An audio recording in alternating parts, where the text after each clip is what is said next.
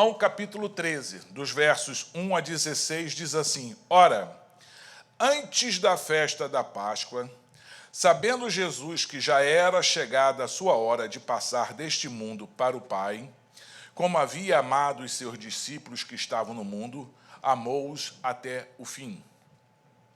E acabando a ceia, tendo já o diabo posto no coração de Judas Iscariotes, filho de Simão, que o traísse, Jesus, sabendo que o Pai tinha depositado nas suas mãos todas as coisas e que havia saído de Deus e que ia para Deus, levantou-se da ceia, tirou as vestes dele simboliza a realeza, né? E tomando uma toalha, cingiu-se, ele se envolveu numa toalha. Isso fala que ele estava pronto para o trabalho, para servir. Depois pôs água numa bacia e começou a lavar os pés aos seus discípulos e a enxugar-los com a toalha com que estava cingido. Aproximou-se, pois, de Simão Pedro, que lhe disse: Senhor, tu lavas-me os pés a mim? Tu lavas os pés a mim? Respondeu Jesus e disse-lhe: O que eu faço, não o sabes tu agora, mas tu o saberás depois. Disse-lhe Pedro: Nunca me lavarás os pés. Respondeu-lhe Jesus: Se eu te não lavar, não tens parte comigo. Repita aí onde você estiver. Se eu te não lavar, não tens parte comigo. Disse-lhe Simão Pedro: Senhor, não só os meus pés, mas também as mãos e a cabeça. Disse-lhe Jesus: Aquele que está lavado não necessita lavar senão os pés, pois do mais todo está limpo. Ora, vós estáis limpos, mas não todos, porque bem sabia ele que quem o havia de trair. Por isso disse: Nem todos estáis limpos. Depois que lhes lavou os pés e tomou as suas vestes e se assentou outra vez à mesa, disse-lhes: Entendeis o que vos tenho feito? Vós me chamais de mestre e senhor, e dizeis bem, porque eu o sou. Ora, se eu, senhor e mestre, vos lavei os pés, vós deveis também lavar os pés uns aos outros, porque eu vos dei o exemplo, para que, como eu vos fiz, façais vós também. Na verdade vos digo, não é o servo maior do que o seu senhor, nem o enviado maior do que aquele que o enviou. Que coisa, né? No Brasil a gente escutava, acho que aqui na América não deve passar, não sei, que os pais falavam: faça o que eu falo, mas não faça o que eu faço. Né? Faça o que eu falo, mas não faça o que eu faço. E aqui nós vemos Jesus dizendo que isso não é uma boa maneira de discipular, não é uma boa maneira de educar, de orientar. Jesus fala: eu dei o exemplo, eu fiz o que deve ser feito, e vocês sejam meus imitadores. Da mesma forma, Paulo chega e fala: sede meus imitadores como eu fui imitador de Cristo. Ele nunca fala: olha, ainda que eu não tenha feito, ainda que eu tenha errado aqui ou ali, não se preocupe comigo, não olhe para minhas obras, não olhe para minhas atitudes, faça o que eu estou lhe mandando e pronto. Não é assim.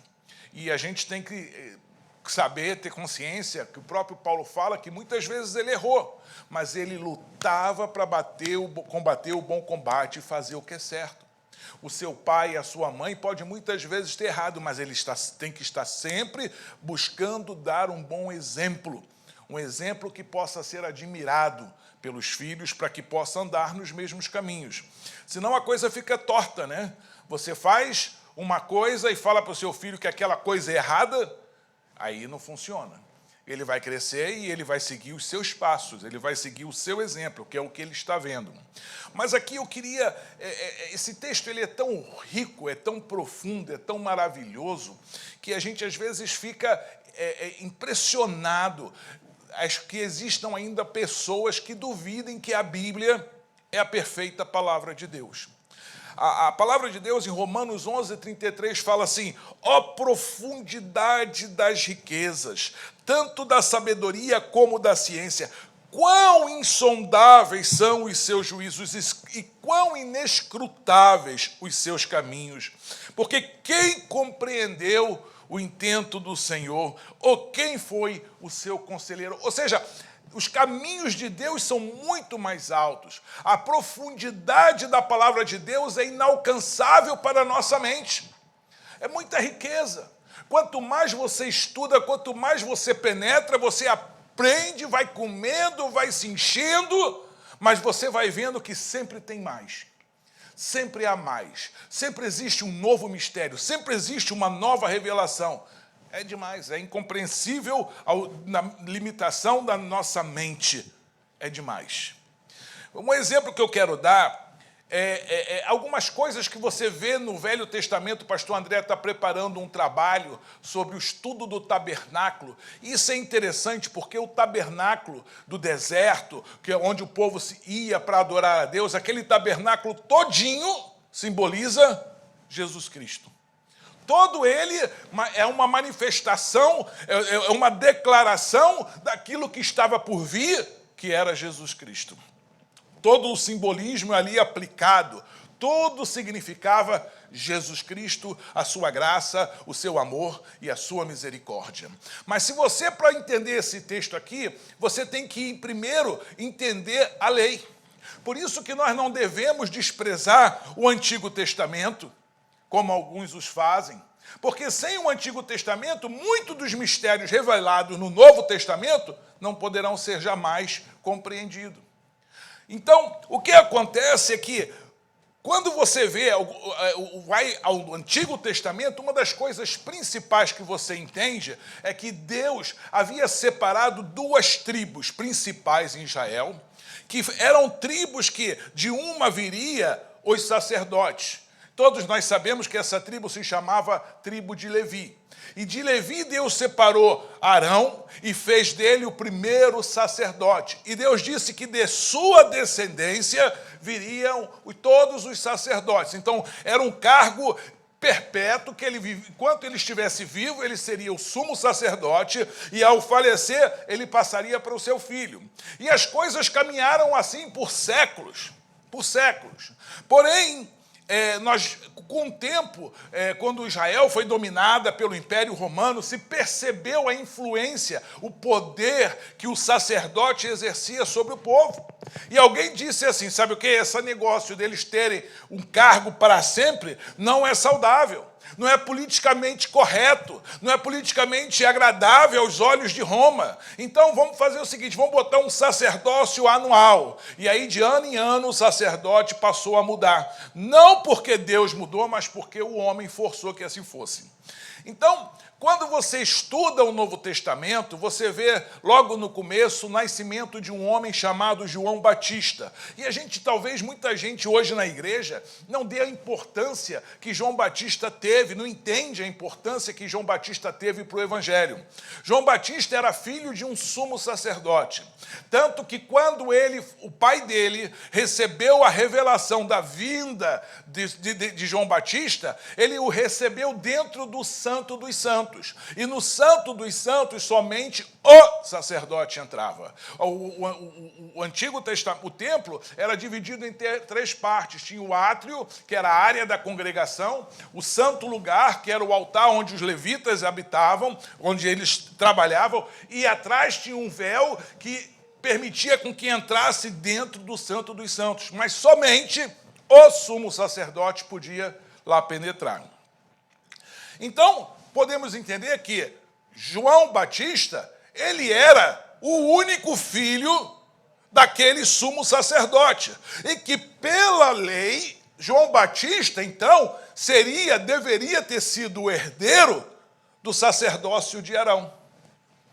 Ele deveria ter sido o sumo sacerdote, porque ele era o único filho de Zacarias, seu pai, sumo sacerdote. Então, porém, nós não vemos isso. Próxima vez que você escuta falar de João Batista, ele está pregando no deserto, batizando no Jordão, mas um dia o João Batista, ele começa a ganhar uma expressão. Agora, uma outra coisa que você tem que entender, para entender um pouquinho sobre João Batista, é que no Antigo Testamento, o sumo sacerdote ele tinha algumas funções específicas. Por exemplo, eles ordenavam as ofertas. E era escolhido um novilho perfeito, sem mácula, para que pudesse ser sacrificado pelo pecado da humanidade. João Batista era sumo sacerdote aos olhos de Deus, e o sacerdote no Antigo Testamento era a pessoa responsável de escolher o novilho. Era ele que dizia assim, olha, aquele novilho ali é o que vai ser sacrificado. Não é esse, não é esse, não é esse, é aquele. Aquele é o novilho perfeito. Então, quando você começa a entender a posição de João Batista, aí você entende porque João Batista, no capítulo 1 do livro de São João, ele vira para Jesus, quando Jesus vem andando em seu caminho, ele vira e aponta, eis o Cordeiro de Deus que tira o pecado do mundo. O que ele estava fazendo ali era exercendo o seu ministério sacerdotal e apontando o cordeiro, indicando qual era o cordeiro que deveria ser sacrificado para recolher o pecado dos homens. Eis o Cordeiro de Deus, ele apontou. Logo depois, ele se achega Jesus se achega a ele e pede para que o batize. E vem para que seja batizado, e João Batista fala assim, não, Senhor, quem sou eu? Não sou digno de desatar as suas sandálias, tu vem a mim para que eu te batize? No entanto, tu que deverias me batizar, e Jesus fala, é necessário que assim seja, para que se cumpra toda a lei. E aí você para e pensa, mas o que Jesus estava falando? Aí você tem que voltar ao Antigo Testamento para entender. Era costume, no Antigo Testamento, como o sacerdócio era hereditário, que o pai, ao selecionar, ele podia ter vários filhos, para ele selecionar qual seria, geralmente era o primogênito, mas em alguns casos não acontecia isso, ele tinha o hábito de lavar o filho, ungia a cabeça do filho com azeite e apresentava, esse é o meu filho que vai seguir o meu ministério. O que nós vimos ali quando Jesus é batizado? João Batista, o sumo sacerdote, mergulha Jesus nas águas, lavando, batizando, né? Quando Jesus levanta, o Espírito Santo vem sobre ele, o azeite, e o Pai fala, este é o meu Filho amado. Então, o que aconteceu ali com o batismo de Jesus foi justamente o quê? Uma troca ministerial. O ministério saiu das mãos, sacerdotal, saiu das mãos de Levi e passou para a mão de Judá, de Jesus. E aí, por isso que Jesus foi chamado, comparado no livro de Hebreus com o sacerdote eterno Malquisedeque. Por quê? Porque Malquisedeque, na época de Abraão, ele existiu, ele era rei e sacerdote. Mas quando você vê a lei mosaica, era proibido uma pessoa exercer o reino e o sacerdócio. Temos vários exemplos. Saul, quando Samuel se atrasou para poder vir oferecer o sacrifício, Saul, forçado pela pressão do povo, era tempo da batalha, Samuel estava atrasado, o que ele fez? Ele foi e fez o sacrifício. Quando Samuel chegou, ele falou, que loucura que tu fizeste. E Deus falou, hoje eu tiro o reino dele. E Saul perdeu o reino naquele dia. E Deus separou outro com o coração segundo o seu coração para reinar sobre Israel, que veio a ser Davi. Nós tivemos outro rei, eu não me acordo agora o nome, não sei se era Uzias, que era um servo de Deus, um homem temente a Deus, mas um dia ele decidiu entrar no templo e oferecer sacrifício de incenso. O que aconteceu com ele? Ficou leproso. Era expressamente proibida a mesma pessoa ser rei e ser sacerdote. Era proibido. Não era imaginável isso no Antigo Testamento, na lei mosaica. Mas nós tínhamos um exemplo de Melquisedeque, que ele era rei e sacerdote. E aí Jesus agora, quando ele recebe o batismo, quando ele recebe, o ministério é transformado para ele sendo judeu da tribo de Judá, da tribo da onde saíam a maioria dos reis de Israel, agora ele recebe, descendente de Davi, agora ele recebe também o sacerdócio. Então ele se transforma em rei e sacerdote. E isso é importante para que você entenda, porque isso tem muita... O sacerdote dava a Cristo autoridade espiritual. Tanto é que você vai ver que depois dali, Jesus começa o ministério, começa expulsando o demônio. Ele primeiro amarrou o valente, porque quando você entra numa casa, você tem que amarrar primeiro o valente. Aí ele foi para o deserto, jejuou, venceu o diabo, amarrou o valente, e depois ele saiu repreendendo demônios, porque ele havia tomado posse da casa. Então, tudo no Novo Testamento tem um simbolismo. Um exemplo simples é quando Jesus ele é acusado, ele é julgado. Os sacerdotes, no Antigo Testamento, eles pegavam a carne do sacrifício e eles batiam na carne e confessavam os pecados do povo. Então, se você ia lá oferecer um sacrifício porque você, sei lá, roubou, ou mentiu, ou qualquer coisa, então os sacerdotes, eles pegavam aquela carne e depois eles preparavam ela, e aí eles batiam naquela carne e falavam o teu pecado, pela mentira, pelo roubo, qualquer que fosse o seu pecado. Você repara que quando Jesus está diante dos sacerdotes, o que aconteceu? Contra toda a lei, os sacerdotes vão e batem em Jesus. E enquanto batem em Jesus, eles gritam, blasfêmia, blasfêmia, blasfêmia. Porém, o que eles não entendiam, que ao fazer isso, eles estavam batendo no cordeiro que ia ser sacrificado e confessando o pecado deles mesmos. A blasfêmia deles mesmos, que eles estavam cometendo ali, que todo o povo estava cometendo ao rejeitar o Salvador do mundo. Então é tão tremenda a palavra de Deus que você fica maravilhado com a profundidade. Eu já dei uma pregação aqui sobre Jesus no Velho Testamento, Israel no Velho Testamento, e você fica assim encantado com tantos significados, tanta coisa que temos para entender, que é muito difícil você colocar tudo dentro... Eu tenho a cabecinha assim meio grandinha, mas não cabe, irmãos. Não cabe, é muita profundidade, a profundidade da riqueza. Quantos mistérios estão aqui nesta palavra, mas talvez, se você buscasse mais, Deus te revelaria alguma coisa. Deus te revela cada um para que a gente possa acrescentar um com o outro. Por isso que a importância de nós nos dedicarmos, de buscarmos a palavra de Deus. Existem muitos outros simbolismos, por exemplo, quando você vê Isaac indo com seu pai Abraão para ser sacrificado em Israel, numa montanha de Israel, você vê que ele foi em cima de um burrinho, né? Foi levado. Quando chegou lá, o seu pai falou assim, fica aí. Eles levaram, Isaac levou a madeira, da qual ia ser feita a fogueira, na qual Abraão iria sacrificá-lo. Aí você vê que Isaac era um tipo de Jesus, porque Jesus entrou na cidade, né, no domingo de Palmas, que a gente celebra, né, sentado aonde? Num burrinho. Né? Para quê? Para ser sacrificado numa montanha onde? Em Jerusalém. E ele teve que levar o quê? A sua própria madeira. A madeira do seu sacrifício, a sua cruz, carregando pelas cidades. Então você vê assim, tanta riqueza, tanta profundidade. Quando Jesus vai com Barrabás, né, é levado. Um dos rituais no Antigo Testamento é que se separavam 2 bodes, e um deles era sacrificado pelo pecado e o outro era liberto. Ali o povo escolheu o quê? Libertar Barrabás. Barrabás significa filho do homem. E Jesus era o Filho de Deus. Então, o que acontece? Os 2 bodes tinham que ser parecidos, similares.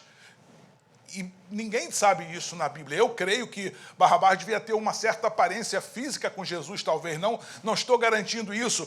Mas aí o povo escolheu o quê? Barrabás, e Barrabás foi solto. E Jesus, que era o outro, foi sacrificado pelo pecado do povo. Você vê também, por exemplo, na Páscoa, Jesus aqui está antes da Páscoa, perto dele, o texto que nós lemos, próximo de ser sacrificado. E você vê que o povo judeu, a Bíblia fala que Deus escutou o clamor do seu povo. E chamou a Moisés, que estava fora na terra de Moabe, para que viesse libertar o seu povo.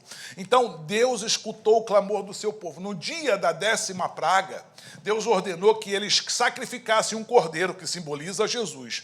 E o sangue do cordeiro ia ser marcado nos umbrais das portas, né? Isso significa que aquela casa estaria protegida do espírito da morte, porque estava marcada com o sangue do cordeiro.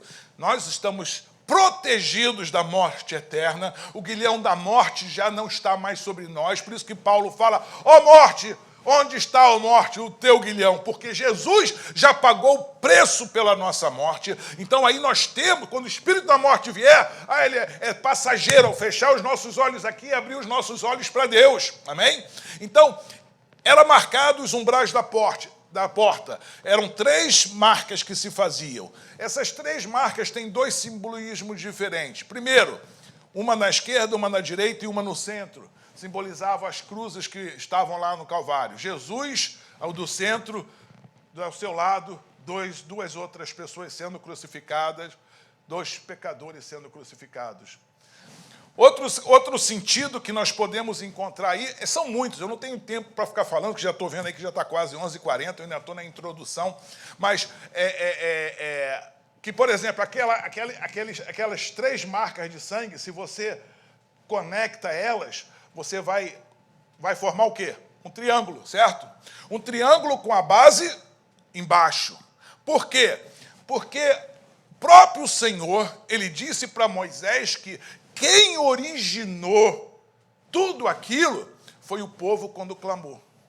E ele fala, eu ouvi o clamor do meu povo. Então a base é que tudo começou do homem para Deus. E Deus ouviu e mandou o socorro. Agora, quando você vê Jesus na cruz, ele tem a marca do sangue na mão direita, na mão esquerda e nos pés. E aí você faz um triângulo o quê? Invertido. Por quê? Deus vim foi um ato que originou no coração do Pai. Então veio de Deus para o homem. Veio de cima para baixo, porque Deus amou o mundo de tal maneira que deu o seu Filho unigênito, para que todo aquele que nele crê não pereça, mas tenha vida eterna. Então foi uma atitude de Deus.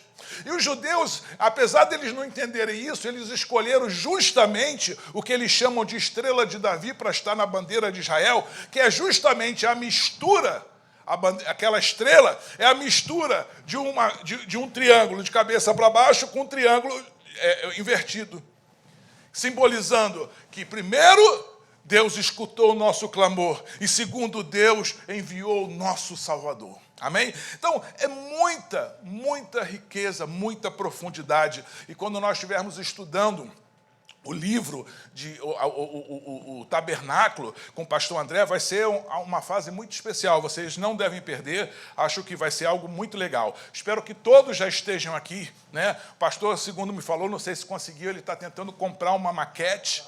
Já compramos, glória a Deus, para que você possa ver, para que possamos entender, porque são coisas que alimentam a nossa fé. O conhecimento, conhecer a palavra, aumenta a sua fé e te livra do mal. A verdade nos liberta. Amém, irmãos? Então, no texto lido, quando Jesus lava os pés dos seus discípulos, a ação de Jesus lavando os pés dos discípulos nos apresenta várias particularidades, né? Primeiro, nós temos que ficar maravilhados quando nós entendemos quem é Jesus.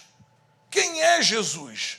Deus, Criador dos céus e da terra, se humilhando, se colocando na posição de homem, para poder servir ao homem, isso tem que maravilhar-nos. É impossível você contemplar isso, meditar nisso e não entender como... E às vezes nós, por tão pouquinho, nos iramos, queremos vingança, queremos que pague, queremos atirar a primeira pedra, quando Deus, que era digno de, com um olhar, nos fulminar e nos destruir, ele se humilha para nos perdoar e para nos salvar. Isso é muito amor. Isso aqui é exemplo. Isso é um exemplo a ser seguido. A segunda coisa também é que podemos entender no texto que o homem somente poderia ser salvo através da auto-humilhação de Deus. Quando Deus, Ele mesmo, se auto-humilhasse, o que é? Se despisse da sua glória e se fizesse homem e servisse ao homem. Disse Jesus, se eu não te lavar, não tens parte comigo. Ou seja, se nós não permitirmos que Jesus venha até nós para nos lavar os nossos pés, não temos parte com Ele. Muitas pessoas falam, eu já conheci pessoas quando não, eu sou uma pessoa muito boa. Eu nunca matei, eu nunca roubei, eu não minto, eu não faço isso, eu. Irmão, está perdido, tanto como o maior assassino do universo, o maior assassino do mundo, que é o diabo. Está tão perdido como ele, porque não existe salvação por nenhum outro meio. Jesus é o único caminho pelo qual importa que o homem seja salvo. Ou você confia em Jesus e é salvo, ou confia no teu eu, nas tuas qualificações, nos teus diplomas, na tua aparência, no teu intelecto, na tua força de vontade, e é condenado. Só através de Cristo, só através dele, o homem pode ser salvo. Assim é o pecado, que para sermos limpos, nosso Senhor teve que sofrer uma grande humilhação. Ele teve que morrer uma morte maldita, morte de cruz. O que Cristo fez ali foi somente um simbolismo, tá? E não dá para ser repetido esse simbolismo, o lava os pés. Nós vemos em algumas religiões, pessoas lavando o pé. Esse simbolismo não dá para ser repetido, porque era muito especial. Porque, primeiro, que nós não temos, primeiro, o poder de perdoar o quê? Pecados. Não temos. Eu não tenho o poder de chegar e falar, irmã, seus pecados estão perdoados. Irmãos, seus pecados estão perdoados. Eu não tenho esse poder. Certa vez, quando desciam os discípulos, quando desciam um homem paralítico sobre o telhado, Jesus olhou para ele e falou assim, teus pecados estão perdoados. E todos os fariseus que ali estavam se escandalizaram e falaram, uau, quem é esse que quer perdoar pecado? Porém, Jesus, conhecendo o coração, fez uma pergunta interessante. O que é mais fácil dizer, seus pecados estão perdoados, ou levanta-te, toma teu leito e anda? Se Jesus tivesse te perguntado, o que é mais fácil? Falar, teus pecados estão perdoados, ou levanta, toma o teu leito e anda. Muitas pessoas iam pensar assim, se eu falo que o pecado está perdoado, é só palavra, ninguém vai saber, não é verdade? Mas se eu falo assim, levanta e anda, aí eu tenho que provar, Humanamente, nós iríamos dizer, é mais fácil falar, os seus pecados estão perdoados. Porém, nenhum dos dois é fácil, porque nós não temos a capacidade de perdoar os pecados, só Deus. Só Deus. Então, o que acontece?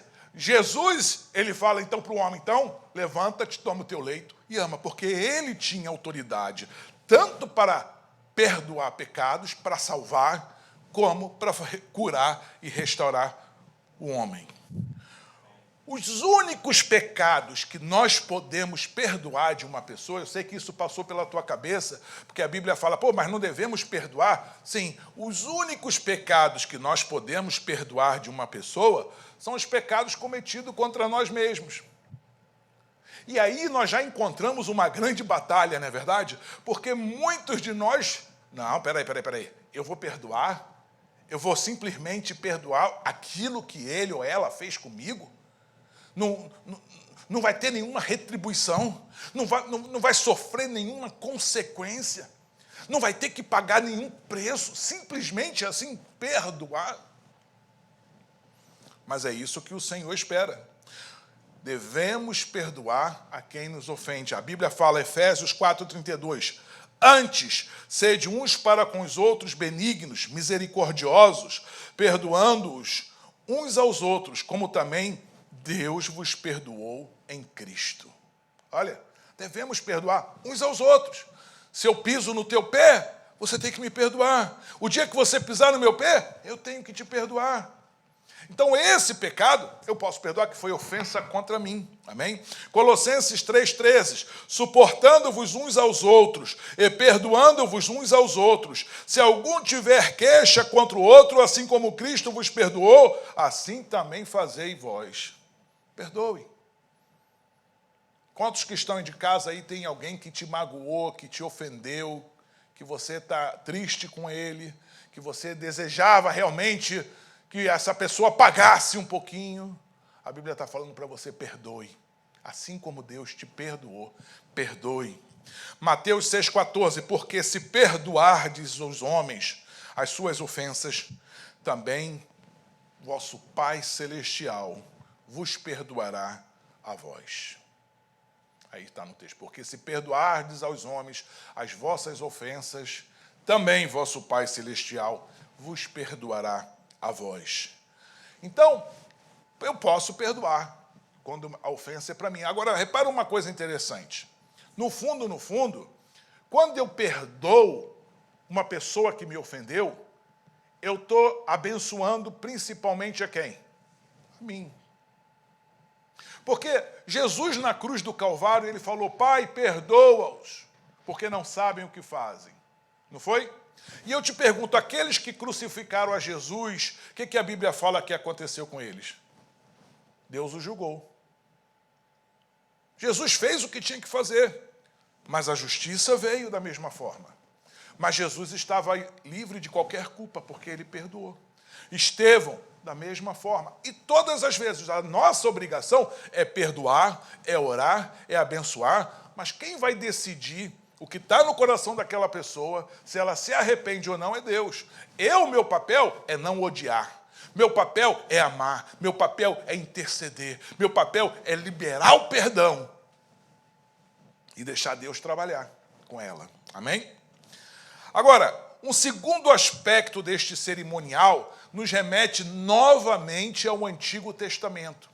Novamente nos leva ao templo, ao tabernáculo. Se você lê em Êxodos, capítulo 30, verso 17 a 21, eu não vou ler agora, a Bíblia fala que era necessário colocar uma bacia com água, né, ali na porta do altar, para que os sacerdotes, ao entrarem, eles pudessem lavar as mãos e os pés. Eles tinham que lavar as mãos e os pés. E a Bíblia fala em Êxodos 21 que se eles não fizessem isso, eles poderiam até morrer, porque estariam entrando impuros, contaminados no santo lugar. Eles tinham que lavar. Então, quando Pedro fala para Jesus, Senhor, não quero que laves o meu pé. Não sou digno que laves o meu pé. E Jesus fala para ele assim, se eu não lavar os vossos pés, você não tem parte comigo. Aí Pedro, sempre exagerado em tudo, né? Eu gosto muito de Pedro. Vai ser um cara legal para eu conversar na eternidade, porque às vezes eu sou um pouco exagerado também. No outro dia eu estava... o Cristiano me mandou um vídeo de um rapaz que teve álcool gel, deixava no carro e o carro pegou fogo. Álcool gel? Eu falei, álcool gel é tão pouco inflamável, né? Segundo eu aprendi. Mas eu falei, rapaz, no meu carro eu ponho logo álcool mesmo, 80. Eu falei, então meu carro vai explodir. Eu sou um pouco exagerado, né? Agora eu estou passando a tirar o álcool do carro. Mas aí o que acontece? Pedro, ele fala, Senhor, se é importante assim, então não lave somente os meus pés, lave as minhas mãos e a minha cabeça. Né? Então lava tudo, me dá logo um banho, Jesus, eu quero estar limpo. Jesus fala, o resto já está limpo. Só precisa mesmo os pés. Por quê? Os sacerdotes no Antigo Testamento lavavam o quê? Mãos e os pés. Mão tem a ver com o quê? Obras. Pés tem a ver com contato com este mundo. É o teu ponto de contato com esta terra, com essa civilização caída, com este mundo pecador e em trevas. Então, quando Jesus fala aqui, não precisa lavar as mãos para Pedro, ele está dizendo que as suas obras já não vão contar mais. Agora, nós estamos entrando no ministério da graça. Da graça. E pela graça, as nossas obras não são contadas para a salvação. Você não tem que trabalhar para comprar uma ovelha, 2 pardais para poder ser sacrificado, para poder ser perdoado. Não, porque Jesus já fez essa obra por você. Agora, os pés fala de quê? De santidade, de limpeza, de estar contaminado pela sujeira, pela iniquidade, pelos conceitos imundos desse mundo, que fala que sexo fora do casamento é normal, que fala que aborto é normal, que fala que mentir é normal, que fala que levar vantagem em detrimento da justiça é normal, que fala que roubar é normal. Então nós estamos contaminados por uma sociedade que nos pressiona a vivermos uma vida de pecado. E somente o Senhor Jesus pode lavar os nossos pés. Somente Cristo é capaz de lavar os nossos pés. Somente Ele.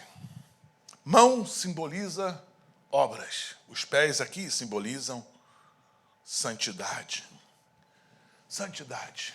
E aí muitas pessoas têm um conflito no entendimento entre coincidir graça, favor não merecido, com uma vida de santidade.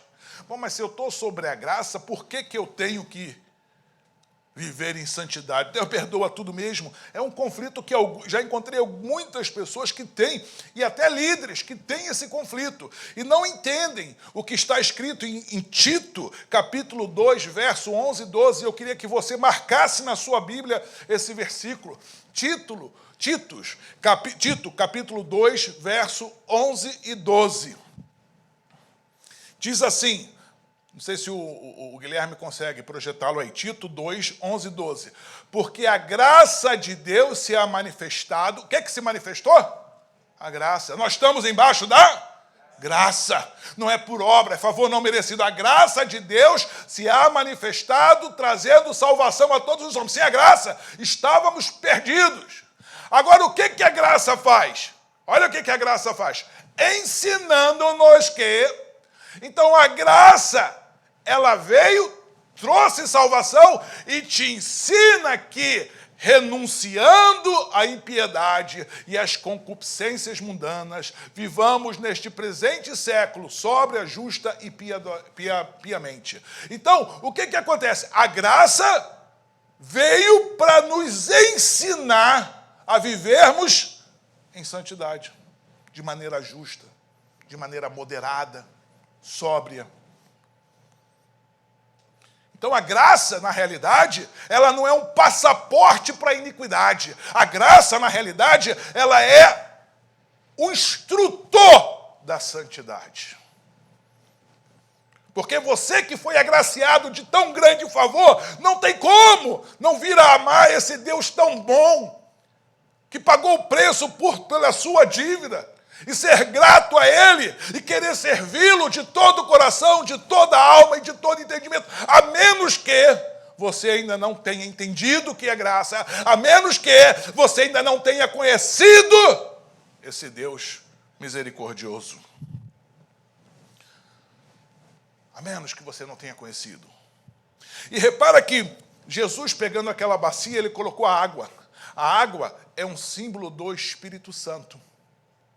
A água é um símbolo do Espírito Santo. Como tudo tem símbolo, tudo tem uma ideia, né, já formada. E que a Bíblia, que foi escrita por um período de 1.600 anos, 1.600 anos de diferença entre o primeiro livro e o último livro, né, por centenas de escritores, toda ela tem uma mensagem unificada, né, que se encaixa perfeitamente, com simbolismos que se encontram de uma maneira impossível que o homem que escreveu há 1.600 anos pudesse concordar com aquele que escreveu e que muitas vezes escrevia sem entender o que estava escrevendo.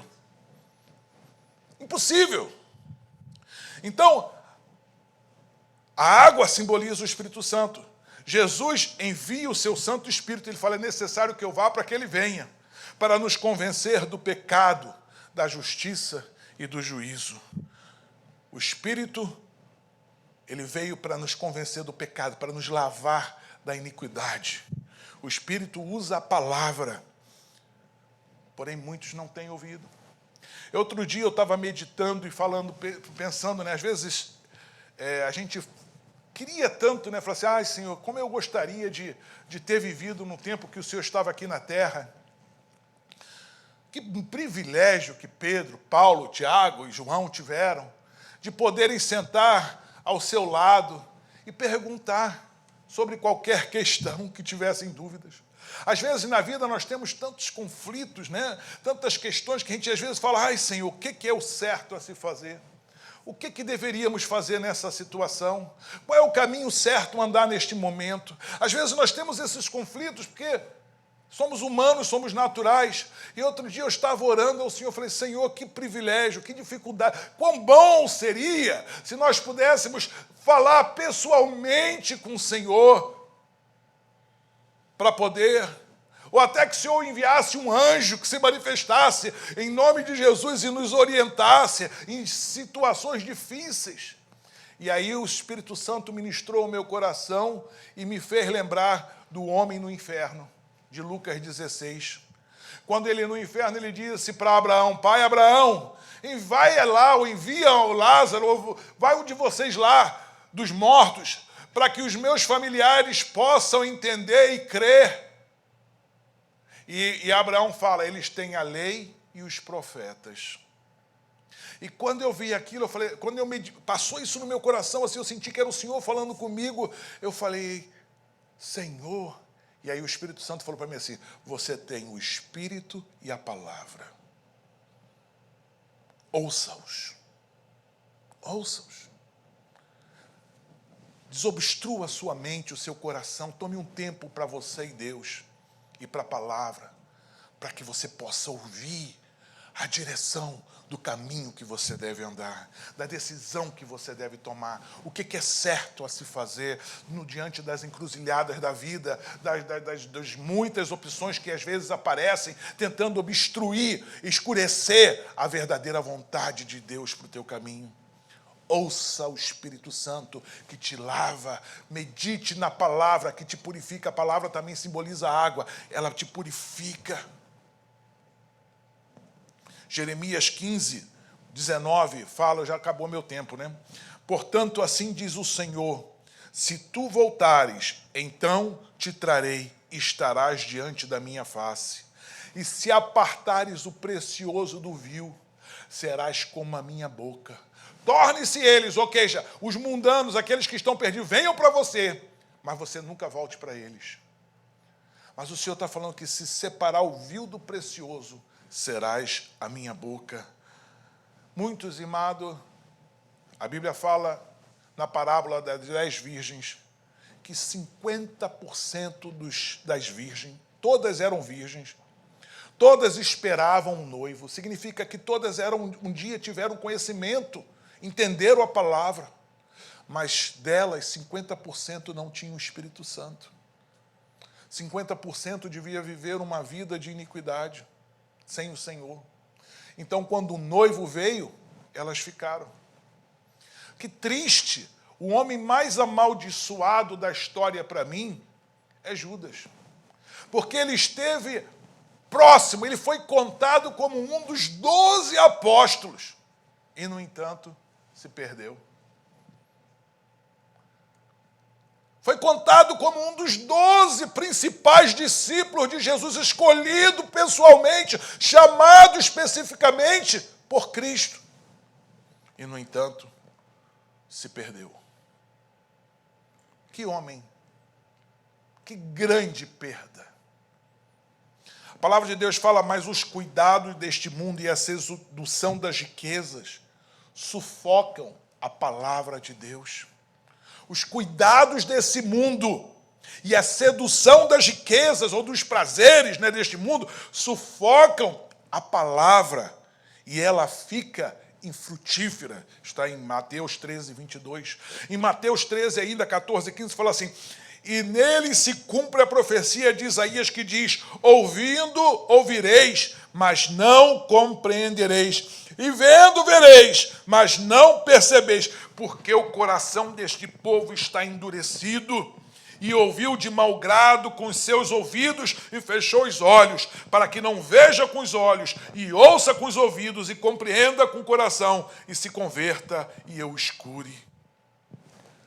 Judas, ele caminhava com o Senhor, o Deus da graça, o Salvador do universo. Ele contemplou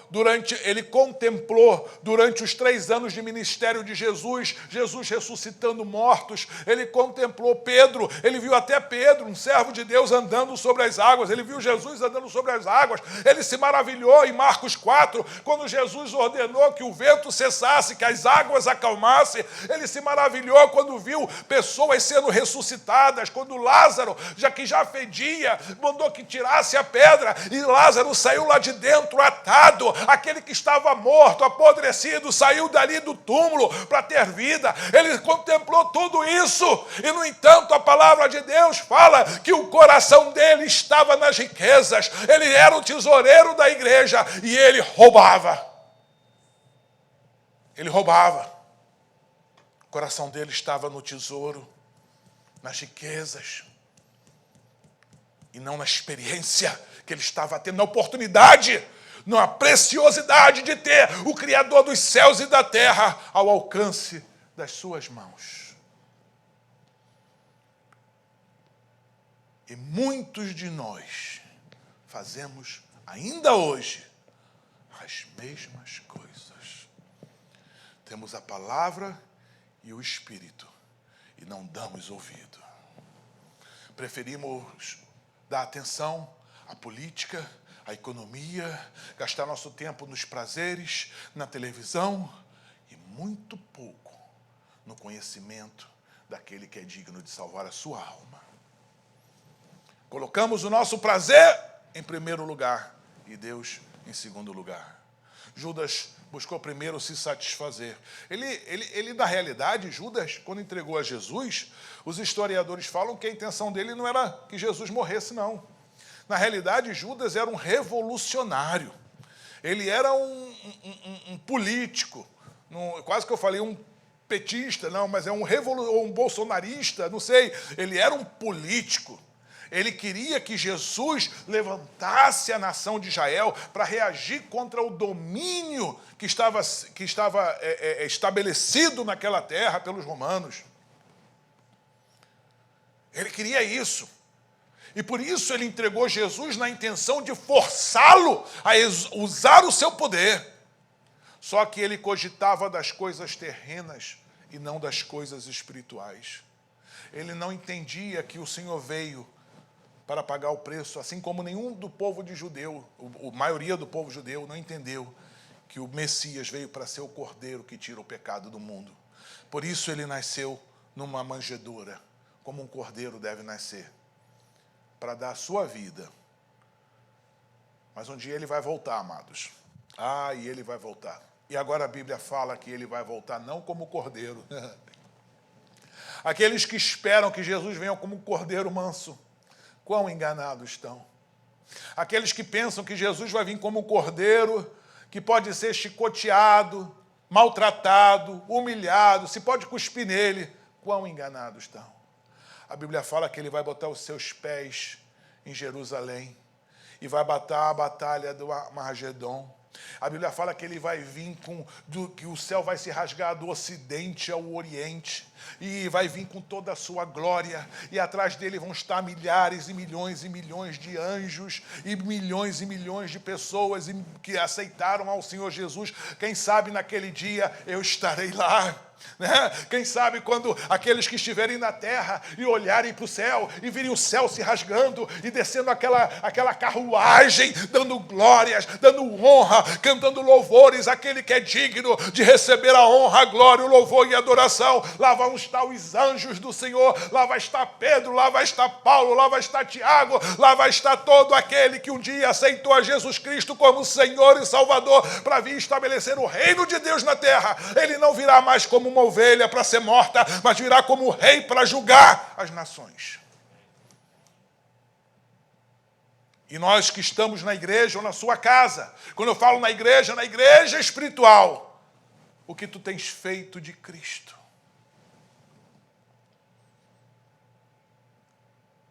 Será que os cuidados deste mundo, a sedução da riqueza e dos prazeres desse mundo, tem sufocado a palavra de Deus no teu coração?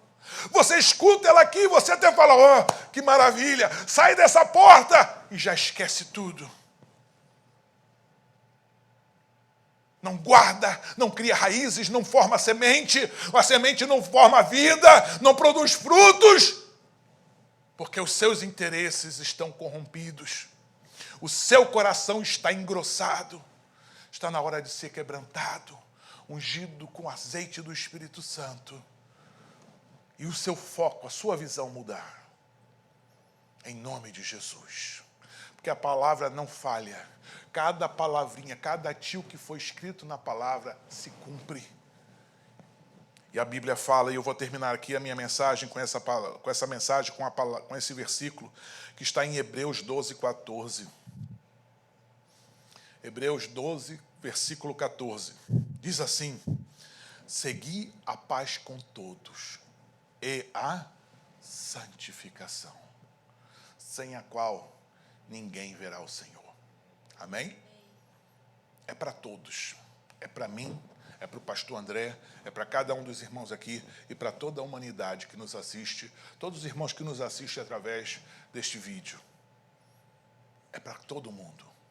Seguir a paz com todos e a santificação.